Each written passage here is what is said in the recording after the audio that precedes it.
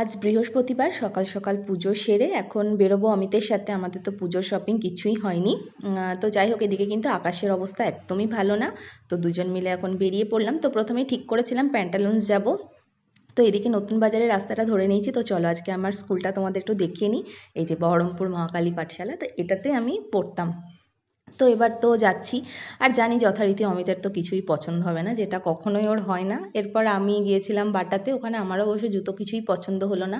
তো এইসব তো কিছুই হলো না কোনো শপিং। আমরা কি করলাম, উল্টে সারাদিন ধরে শুধু খাওয়া দাওয়া করেই কাটিয়ে দিলাম। তো এইসব করে তো বাড়ি ফিরে খুবই বকা খেলাম, কারণ বাজার তো কিছু করিনি, উল্টে বাড়ির খাবারও খেলাম না। তো যাই হোক, সারাদিনটা এইভাবেই কাটিয়ে দিলাম।